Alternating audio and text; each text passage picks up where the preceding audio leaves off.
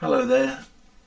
This is another video, another contest entry for a vinyl community member called Telegram Sam.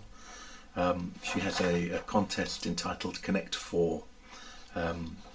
Telegram Sam is having a push to 600 subscribers, and I think she's well over that now, which is well deserved. It's a very good channel, so go and have a look. This particular contest has asked to show 4 records and make connections between them. So given that I'm a graphic designer myself, I thought I would make the connections visual ones.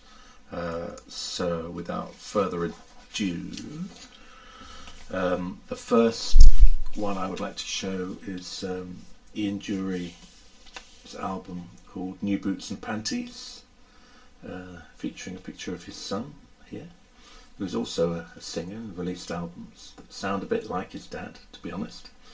And this is from 1977. Picture of Ian looking rather hard on the back. But before Ian became a singer and writer of music, he was studying art. He was studying painting and illustration, I believe. This is one of his paintings, a painting of Lee Marvin, with beautiful type at the bottom. Yeah, very nice portrait, quite poppy in a way. He studies at Walthamstow School of Art. Sorry, check my notes to make sure I don't get anything wrong. He went there in 1959, and in 1961 a gentleman called Peter Blake started teaching at Walthamstow, and he met Ian Dury there, and they struck up a friendship, which takes me on to my kind of second album as such, which is that Peter Blake, although being a painter, his agent, so his gallery agent, gallery owner, was good friends with various people, including the management of the Stones and the Beatles, and they talked about the possibility of a fine artist designing a sleeve, and that came to fruition most famously in his cover for the Beatles' Sgt. Pepper. He designed a few records over the years. I mean, mostly his work is as a painter, fine artist. One of my favourites that he designed was this record for Paul Weller, which is slightly more typical of his collage work, in that there are pieces of ephemera and painting elements and found elements. What's the back of that?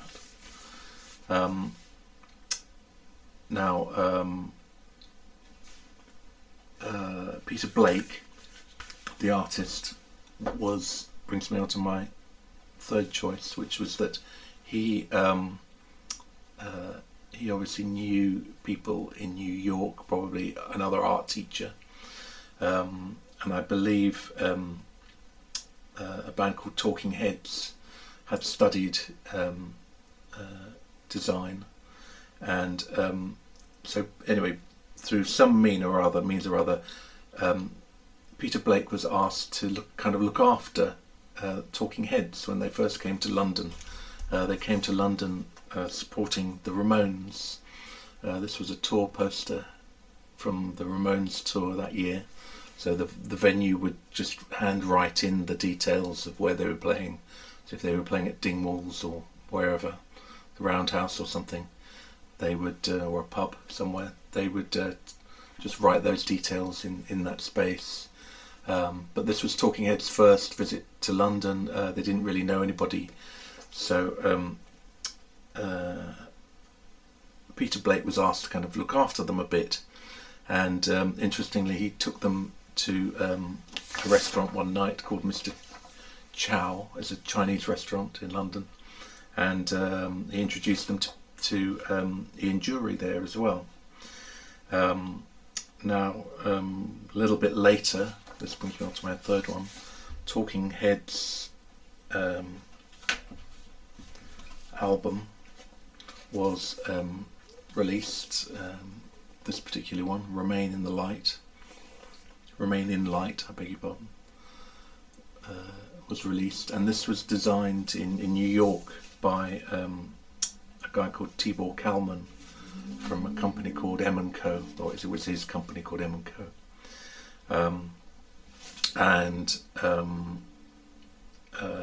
This particular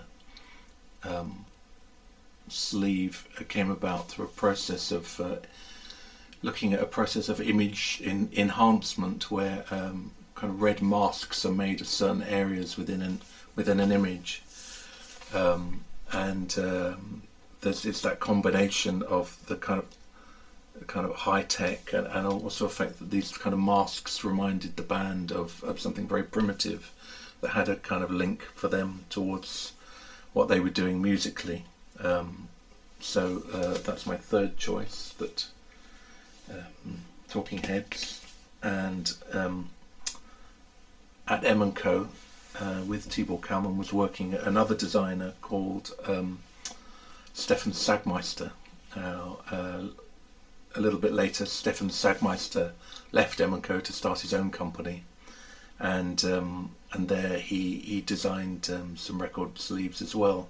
And one of my favourites that Stefan Sagmeister designed was this particular CD, which is very, very, very dark, beautifully dark. This is the CD packaging. I think the CD packaging works better than the vinyl one, for a reason I'll show you in a minute. But this is called the Twilight Reeling, and if I open up the jewel case, hold on, you'll see that the CD itself is just printed in a very dark blue as well. And looking inside, there are just kind of planets inside. But if you slide open the inner book, you see that the cover acts as a kind of a way of filtering elements of the design of the booklet. And inside here there are some very beautiful elements too, my favourite of which is the type treatment used and painted on Lou Reed's face, the various images. That's a very cool sleeve indeed.